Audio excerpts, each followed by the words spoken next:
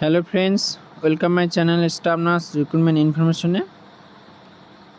হাওড়া ডিস্ট্রিক্টে আরও একটা নতুন নোটিশ ছেড়েছে।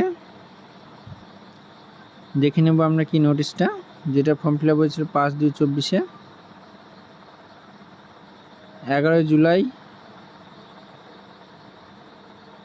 DRS hall, Bangla office, Lichubagan. Staff nurse under SCP, councillor under block public health manager, block data ম্যানেজারের ডকুমেন্ট ভেরিফিকেশন হবে। কী কী নিয়ে যেতে হবে?